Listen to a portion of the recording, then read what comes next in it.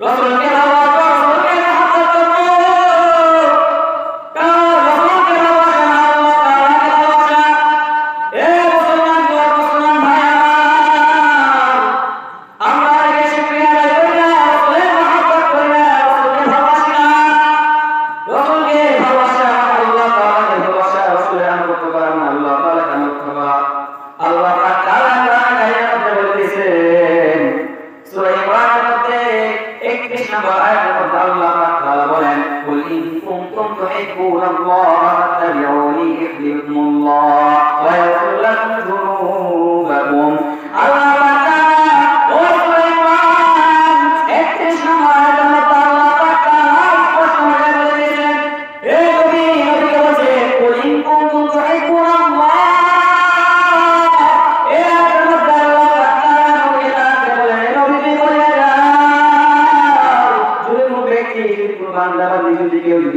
আমাকে ভালোবাসতে চাই, সে রাসূল তোমাকে ভালোবাসে। আল্লাহ স্পষ্ট করে বলে দিয়েছেন, যে ব্যক্তি যদি কেউ বান্দা বান্দির ব্যক্তি যদি আল্লাহ তাআলাকে ভালোবাসতে চায়, আল্লাহ তাআলা আনুগত্য করতে চায়, তাহলে রাসূলকে ভালোবাসে, রাসূলকে মহব্বত করে। হে মুসলমান, রাসূলকে ভালোবাসে না, আল্লাহ তাআলাকে ভালোবাসা।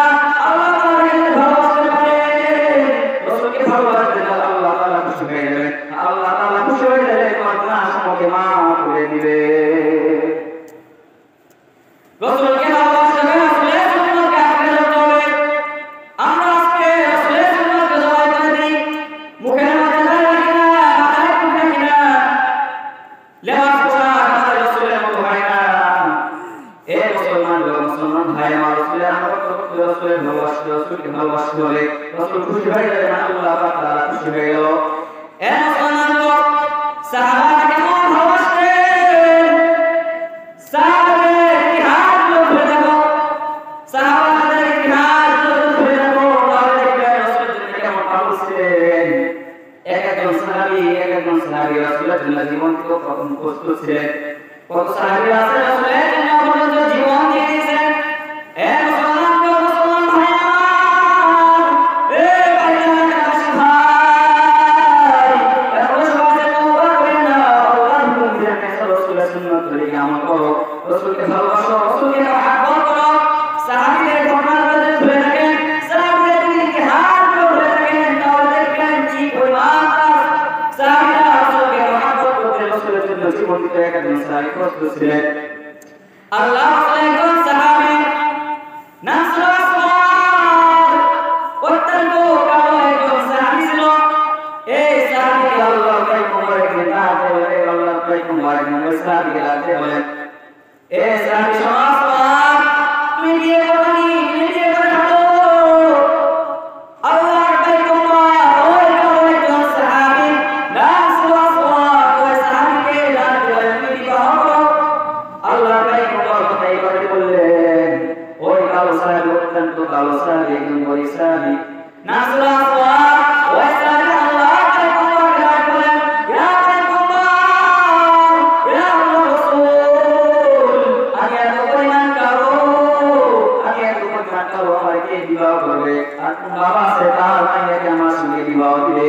আল্লাহ বলেন, হে আসওয়াদ,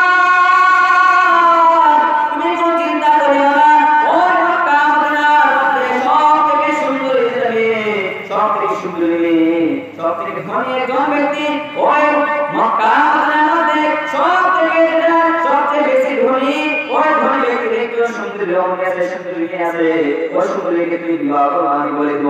আল্লাহ তাই কথা বলেন, ওই কালো সাহাবী, অত্যন্ত কালো সাহাবী আসওয়াদ বলেন, ইয়া রাসূলুল্লাহ, ইয়া রাসূলুল্লাহ, এটা কেমনে সম্ভব? আমি এত পরিমাণ গরীব, আমি দেখতে ভালো না, কালো একজন সাহাবী আর সুন্দরী মেয়ে কেমনে আমার সঙ্গে ঘুমাবে না? আল্লাহ তাই কথা বলেন, হে ভাই উম্মত, আল্লাহ তাই কথা বলেন, আরে ভাই উম্মত, মাকে ঘটনা হয়ে যাবো, আল্লাহ তাই কথা এখানে বিবাহের জন্য ঘটনা হয়ে যাবে, সেখানে আর কোনো বাধা থাকতে পারে না। আল্লাহ তাই কথা একটি কাগজ দিয়ে ওই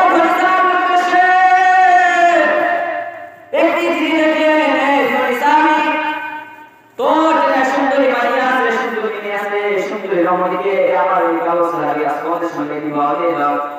ইতি আমি রহমাতুল লিল আলামিন, ইতিকে রহমাতুল লিল আলামিন চিঠি লিখে দিলেন ওই সাহাবীর উদ্দেশ্যে যে এই সাহাবী তুমি তোমার সবথেকে সুন্দর একজন মেয়ে আছে, সুন্দর রমণী মেয়ে, ওই মেয়েকে তুমি কাউসারকে আমার কাউসারকে আসওয়াদের সঙ্গে বিবাহ দিয়ে দাও। এই চিঠিটা লিখে ওই সাহাবীর হাতে ধরে দিলেন আসওয়াদের কাউসারি। আসওয়াদ বলে যা এই চিঠিটা দেখিয়ে দাও। আর আমার কথা বলো ওই কাউসারি আসওয়াদ ওই চিঠিটা নিয়ে রওনা দিয়ে দিলেন, ওই সাহাবীর বাড়ি থেকে রওনা দিয়ে দিলেন।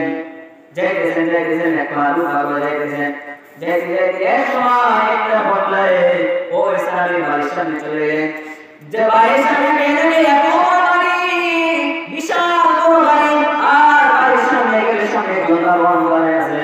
ওই সাহাবী আল্লাহর ভাই ওই সাহাবী চিন্তা করতেছেন এত বড় একজন ধনী ব্যক্তি, এত বড় বাড়ি, এই বাড়িতে আমার মতো একজন গরিব সাহাবী দেখতে খুবই খারাপ, কারো সাহাবী কেমনে সম্মানিত হতে পারে না। কত জিন্দেগিতে কোনদিন তো আমার সঙ্গে বিবাহ দিয়ে রাখি না, প্রমাণ করে দাঁড়িয়ে একবার চিন্তা করে আরেকবার চিন্তা করে না না এই চিঠিটা আমার হাতে যে চিঠি আছে এই চিঠি কোনো সামান্য চিঠি নয়, এই চিঠি হচ্ছে তুমি আর কোনো সামান্য ব্যক্তির নয়, এই চিঠি হচ্ছে রহমাতুল লিল আলামিন।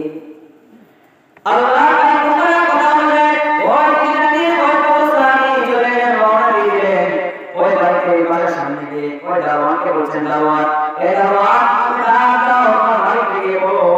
বাসার সামনে বাড়ির সামনে তোমার জামাই এসেছে, জামাই হাজির হয়ে গেছে। যখন দারোয়ান এই কথা বললো যে তোমার মালিককে গিয়ে বলো যে বাসার সামনে তোমার জামাই হাজির, দারোয়ান তো তাকে তাকায় আছে, বেটা কই কি আমার মালিক কোথায় আনে বেটা কই, দেখতে কালো হিস্ট্রি একটা ছেলে, হ্যাঁ, আর দেখতে তো কেউ পছন্দ করি না, আর মালিক কত ধনী একজন ব্যক্তি, আর কত বেশি টাকা পয়সা, তার মালিক তার মেয়ে একমাত্র মেয়ে সুন্দরী মেয়ে যাকে বিবাহ করার জন্য পুরো মক্কা মদিনা যুবকরা ভালো আর ইসলাম কয় কি।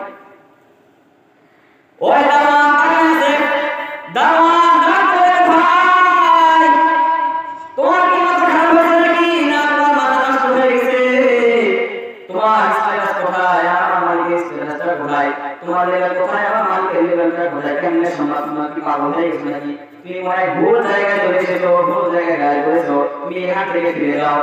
যখন এই কথা দারোয়ান বলে ও আল্লাহর ভাই তোমার সাহাবী ডাক করে দারোয়ান ও হচ্ছে ভাই দারোয়ান, তুই দারোয়ানের কাজ করবি, যা তোমার কাছে গিয়ে কথা আমি বুঝবো, তুই অত কথা বলিস কেন, তো অবাক হয়ে গেল কি কয়। ওই দারোয়ান দৌড়ে গিয়ে বাসার সামনে গিয়ে দারোয়ান যে তার মালিককে ডাক করে হে মালিক, হে মালিক আপনার বাড়ির সামনে কে চলে এসেছে, এটা কে বলছে আপনার নাকি জামাই, আপনার নাকি জামাই নাকি একটা শ্বশুর আব্বা, এই কথা বলছে, ব্যাপারটা কি। ওই বাড়ির মালিক ধনী জারি করতি, ধনী জারি করে বাড়ি এসে আসে দেখে হ্যাঁ একদম কালো একজন ব্যক্তি দাঁড়ায় আছে, বলছে ডাক বলে কি ব্যাপার, কি সমস্যা, কি হয়েছে, বলছে আমি আপনার জামাই, আজ থেকে আপনি আমার শ্বশুর আব্বা। তো বলেন কে আমার মেয়ে তো বিবাহ নেই, আমার জামাই ব্যাপার থেকে আর কিছু শ্বশুর আব্বা বলেন কেন, তো বলে এই না চিঠি আল্লাহর ভাই আমার চিঠি দিয়েছে, চিঠি দেন আর চিঠি মানে আজ থেকে আপনি আমার শ্বশুর আব্বা, আমি আজ থেকে আমার জামাই, বলছে যে চিঠি দে, চিঠিটা হাতের মধ্যে লইয়া দেখে আল্লাহর ভাই তোমার কাছে জানি তোর যে সবথেকে সুন্দরী মাইয়া আছে, সুন্দরী রমণী মেয়ে, ওই মেয়েটাকে আমার সাহাবী কাউসারী আসওয়াদের সঙ্গে বিবাহ দিয়ে দাও, ইতি আমি রহমাতুল লিল আলামিন। যখন এই চিঠি বললেন তখন ওই সাহাবী তো হতবাক হয়ে রাসূলের কথা, রাসূল বলেছেন এটা চিন্তা করতেছেন না, এক কথা চিন্তা করতেছেন যে আমার মেয়ে এত সুন্দরী একটি মেয়ে, আমি যদি আমার মায়েকে যদি এই কালো ছেলের সঙ্গে বিবাহ দিই তাহলে মেয়েরা কি ভাববে যে আমার বাবা পাগল হয়ে গেছে, এত টাকা পয়সা থাকা সত্ত্বেও এত আমি সুন্দরী একজন মেয়ে, তারপর এরকম একটা মিষ্টি ছেলের সঙ্গে আমার বিবাহ দিয়েছে। তো এই আমাদের ওই সাহাবী চিন্তা করতেছেন, এক কথা চিন্তা করতে করতে বলছেন না না এটা কখনো করা যাবে না, আমার মেয়ের মনটা খারাপ হয়ে যাবে, যদি কারো সাহাবীর সঙ্গে আমার মেয়ে বিবাহ দিই আর মেয়েরা মোটা খারাপ হয়ে যাবে, অনেক খারাপ একটা ধারণা করবে। এক পর্যায়ে চিন্তা ভাবনা করতে করতে ওই চাবিটা চিঠিটা ওই ব্যক্তিকে ওই সাহাবীর হাতে ফেরত দিয়ে দিলেন। আর তার বলে যুবক, এই চিঠি আমি গ্রহণ করতে পারলাম না, এই চিঠি তুমি তোমার রাসূলের কাছে নিয়ে যাও, আর আমার থেকে এখান থেকে বিদায় নাও। আমি এই চিঠিটা গ্রহণ করতে পারলাম না, আমার পক্ষে সম্ভব না। আল্লাহ পয়গম্বর ওই চিঠিটা যখন ওই কালো সাহাবীর হাতে দিয়ে দিলেন, সাহাবীরা মনটা খারাপ হয়ে গেল, মনটা বেজার নিয়ে ওই চিঠিটা হাতের মধ্যে নিয়ে রাসূলের দিকে রওনা দিয়ে দিলেন। আর চিন্তা করছেন, আল্লাহ তাআলা বলেন, আল্লাহ আমার এত পরিমাণ পাওয়া বানাইছেন, আল্লাহ আমাকে এত পরিমাণ দেখতে বৃষ্টি বানাইছেন, এত খারাপ বানাইছেন, আমাকে এত কালো বানাইছেন, যার কারণে কোনো বাবা তার মেয়েকে আমার সঙ্গে বিবাহ দিতে চায় না।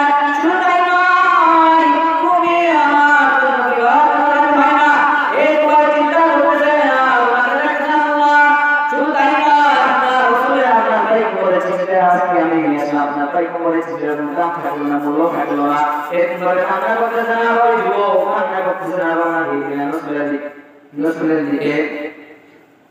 যখন যাইতেছে আর বাসার বসে থেকে ওই যুবকের মেয়ে এই বাবা এই যুবকের এই দৃশ্যটা সে তার মেয়েটা দেখেছে।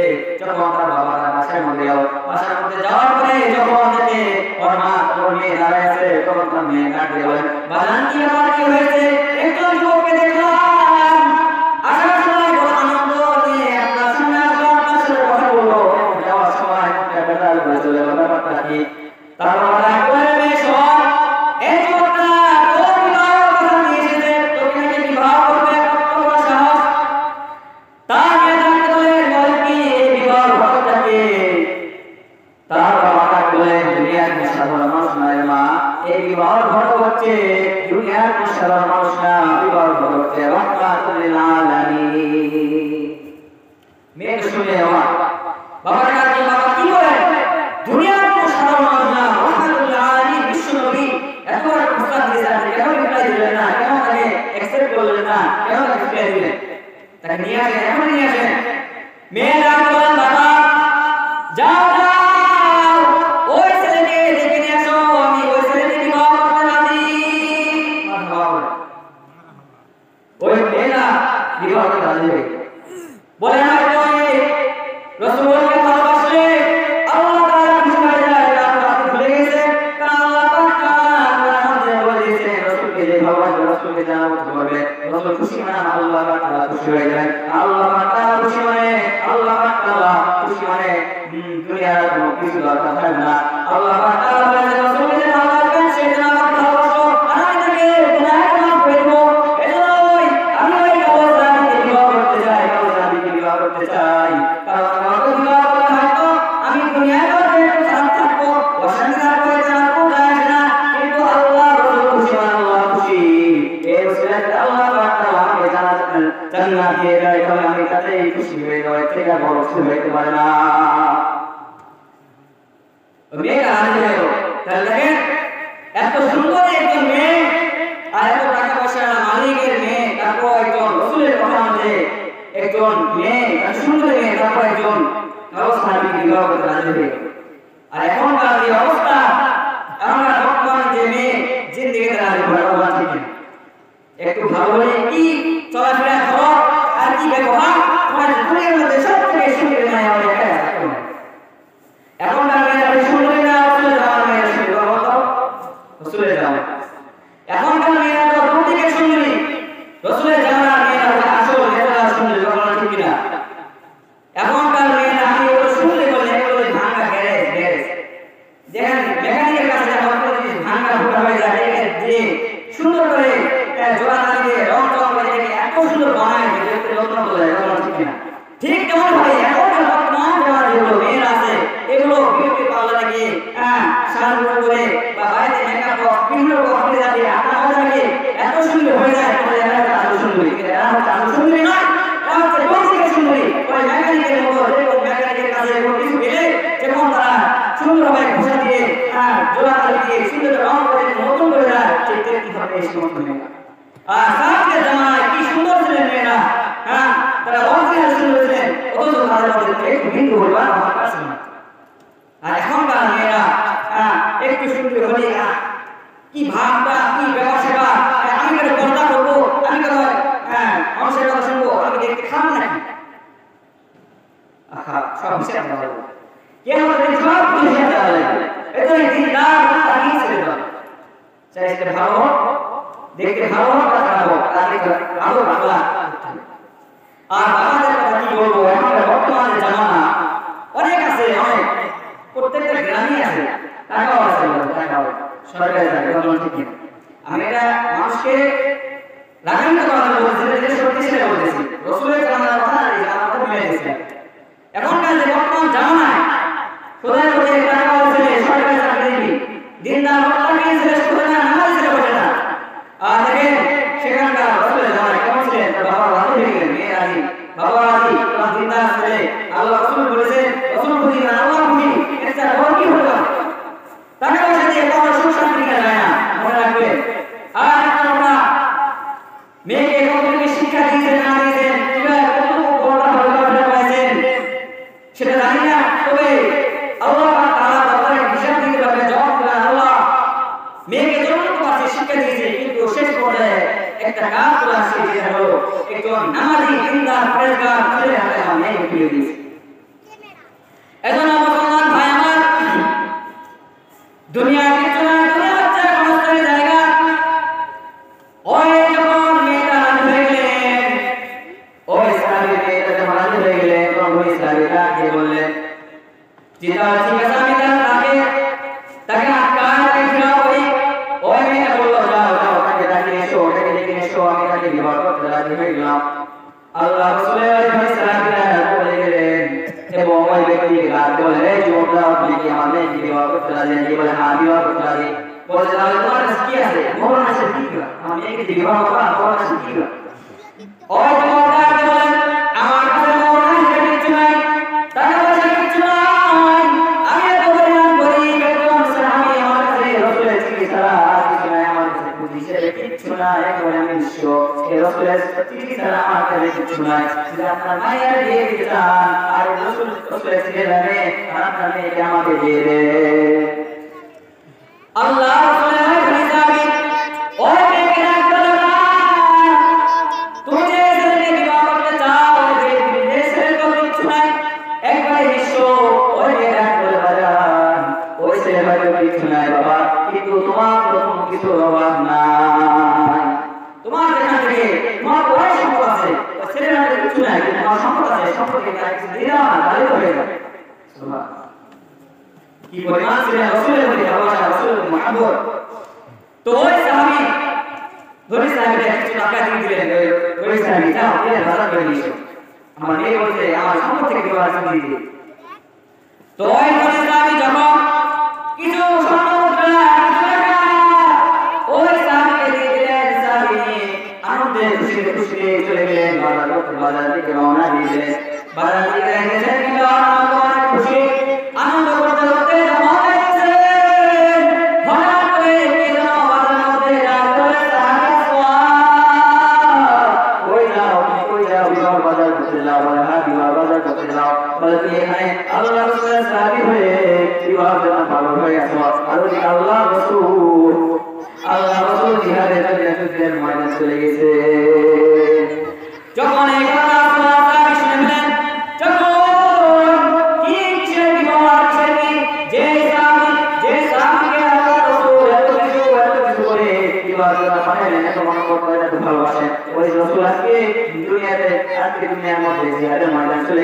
আমার আর এখানে থাকা সম্ভব নয় রাসূলের জন্য আমি পাগল রাসূল আমার জন্য আমাকে এত মহব্বত করলে এত ভালোবাসো আর আমি কেমনে বিবাহ ময়দানে যাইতে পারি ওই মনে বিবাহ না করে বিবাহ স্বামী বিবাহ না করে বাজার থেকে একজন তরবারি জমানে দিয়ে বলেন ভাই আমরা জমানে ভালো কোনো মজবুত তরবারি আছে না আছে আমাকে তরবারি আমাকে দিয়ে দাও ওই বিবাহ টাকা পয়সা ছিল এই সমস্ত টাকা পয়সা দিয়ে ওই সাহাবীরা দিলেন বাজারের মধ্যে ওই তরবারি জমানে দিয়ে দিলেন ওই তরবারি নিয়ে ভিতরের ময়দানে চলে গেলেন জিহাদের ময়দানে চলে গেলেন জিহাদের ময়দানে গিয়ে কাফেরদের সঙ্গে যুদ্ধ করতে করতে কাফেরদেরকে আহত করতেছেন ঘায়েল করতেছেন এক পর্যায়ে করতে করতে ক্লান্ত হয়ে পড়লেন ওই সাহাবী ক্লান্ত হয়ে পড়লেন ক্লান্ত হয়ে পড়তে পড়তে এক সময় শাহাদাত বরণ করে ফেললেন ইন্না লিল্লাহি ওয়া ইন্না ইলাইহি রাজিউন যুদ্ধ করতে হচ্ছে। কি পরিমাণ ভালোবাসেন রাসূলের জন্য, কারণ রাসূল খুশি তো আল্লাহ তাআলা খুশি। এজন্য রাসূলের জন্য কি পরিমাণ ভালোবাসেন, বিবাহ আনন্দ থাকা সত্ত্বেও ওই বিবাহ মাথা না করে তরবারি নিয়ে চলে এলেন রাসূলের কাছে। রাসূলের যুদ্ধের মধ্যে শরীর হয়ে গেলেন, যুদ্ধ করতে করতে সেখানে শরীর হয়ে গেছে। এক পর্যায়ে যখন সমস্ত যুদ্ধ শেষ হয়ে গেল, আল্লাহ পয়গম্বর ডাক দিলেন, হে সাহাবীরা, আমার যত সাহাবীরা শহীদ হয়েছে তাদেরকে সকলকে একত্রিত করো। দেখতেছে আমার কতগুলো সাহাবী শহীদ হয়েছে, সমস্ত সাহাবীকে অন্যান্য সাহাবীরা একত্রিত করছেন, জমা করতেছেন। আল্লাহ পয়গম্বর ডাক দিলেন, সাহাবী, ও আমার সাহাবীরা, শোনো, আমি শুনেছি আমার একজন সাহাবী আসওয়াদ, ওই সাহাবী বিবাহ ময়দান থেকে চলে এসেছিলেন, উনি নাকি যুদ্ধের ময়দানে যুদ্ধ করছেন, শহীদ হয়ে গেছেন, তার লাশটা কোথায়? খুঁজে খুঁজে নাকি কোথাও নাই। ও আসওয়াদ, কোথায় গেল আসওয়াদুল্লাহ? কোথাও নাই। আল্লাহ পয়গম্বর ডাক দিলেন, আল্লাহ পয়গম্বর কোথাও সাহাবীর লাশ নাই, কোথাও নাই। আল্লাহ পয়গম্বর বলে, অবশ্যই আছে, কোথাও না কোথাও খুঁজে দেখেন, অবশ্যই সাহাবীর লাশটা অবশ্যই আছে। সাহাবী তারা বুঝতে বুঝতে চতুর্দিকে যখন ঘুরে বেড়ায় পারে চালান, ওই যুদ্ধের ময়দানে একবারে ঘুরে ঘুরে যখন ঘুরে দেখে কোথাও নাই, একদিন ধরে এক পর্যায়ে একটা ব্যক্তি লাশ হয়ে আছে, সাহাবীর লাশ হয়ে আছে। কিন্তু এত পরিমাণ আঘাত হয়েছে ওই সাহাবী, পুরো মুখটা পর্যন্ত রক্তের মধ্যে রয়েছে, মুখটা পুরো মনটা চেহারা না। ওই সাহাবীকে নিয়ে এসে আল্লাহ রাসূলের কাছে ডাক দেন, আল্লাহ পয়গম্বর এই সাহাবীর কাছে কি দেখছেন দেখতেছেন না। আল্লাহ পয়গম্বর সাহাবীর মুখ থেকে যত রক্ত আছে রক্তগুলো বসে পড়ো। যখন রক্তগুলো সমস্ত রক্ত এই মুখ থেকে পরিষ্কার করে শুরু করলেন, পরিষ্কার করতে করতে যখন থেকে ওর মুখের মধ্যে রক্ত সব পরিষ্কার হয়ে গেল, একটা অন্য কোনো সাহাবী নয়, এটা হচ্ছে আল্লাহ রাসূলের সাহাবী আসওয়াদ। আল্লাহ রাসূলের সাহাবী আসওয়াদ।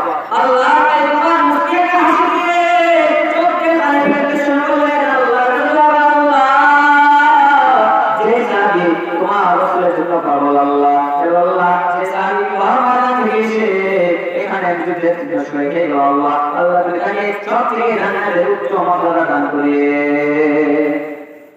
কি পরিমাণ ভালোবাসেন রাসূলের জন্য জীবন দিয়ে গেলেন। রাসূলুল্লাহ কামনা করেন, হঠাৎ করে যুদ্ধের ময়দানে একজন মেয়ে দৌড়েছে, আল্লাহ পয়গম্বর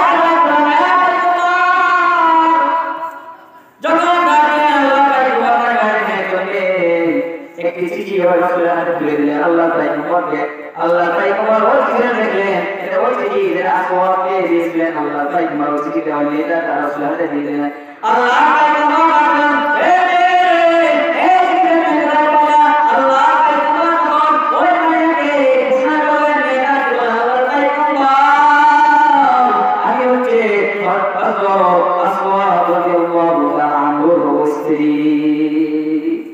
আল্লাহ রাসূলের পয়গম্বরের স্ত্রী ওনার চলে আসেন, বিবাহ করেছে, বলেন, আমি এই সাহাবীকে বিবাহ করতে চাইছিলাম, আমি দুনিয়ার কোনো সুখ শান্তি চাই না, দুনিয়াতে আমি বাঁচবো আসিনি, দুনিয়ার কোনো সুখ শান্তি চাই না, কিন্তু আমি চাই আপনি খুশি হন, আল্লাহ তাআলা খুশি, আমি জান্নাত চাই, আমি দুনিয়ার কোনো সুখ শান্তি চাই না, পরকালের সুখ শান্তি চাই। এজন্য আমি পাগল হয়ে আমি বিবাহ করার জন্য বাধ্য হয়ে গেছিলাম, কিন্তু বিবাহ জন্য আমার বাধা করতে গেল আপনার সাহাবী। যখন আপনার সংবাদ শুনতে পাই আপনি যুদ্ধের ময়দানে হাজির হয়ে গেছেন, তখন আপনার সাহাবী পাগল হয়ে যুদ্ধের ময়দানে চলে এসেছে এবং এখানে এসে শহীদ হয়ে গেছে।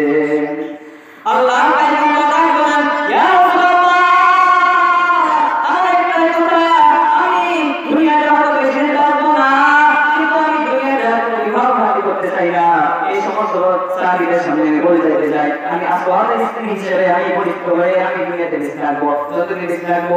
আল্লাহ পয়গম্বর আমি আপনাকে দোয়া করে দেন, আমি যেন কিয়ামতের ময়দানে যেন আসওয়াদের সাথে সাক্ষাৎ হয়ে যায়, জান্নাতে আমি আসওয়াদের সাথে যাইতে পারি। আল্লাহ পয়গম্বরকে এই দোয়াটা করতে বলেন, আল্লাহ পয়গম্বর দোয়া করে দিলেন। হে মুসলমান ভাই আমার, কি পরিমাণ ছিল রাসূলের জন্য আমরা মুসলমান, রাসূলের জন্য পাগল নয়, রাসূলের জন্য পাগল নয়। সাহাবীরা জীবন দিতে প্রস্তুত ছিলেন, একজন সাহাবী আমরা রাসূলের জন্য পাগল নয়, বিমার দিতে আমরা রোজা করি, দায়িত্ব রাখতে আমরা সম্মান চলে যায়, এরও দাঁড়িয়ে থাকে না, কাজে বলে সম্মানটা চলে যায়। এটা মুসলমান, দুনিয়া কিছু নয়, দুনিয়া হচ্ছে সংস্থায় থেকে, দুনিয়া কিছু নয়, দুনিয়াতে কতদিন বাঁচবা, দুনিয়াতে আস্তে আস্তে থেকে যাওয়ার কোনো নাই।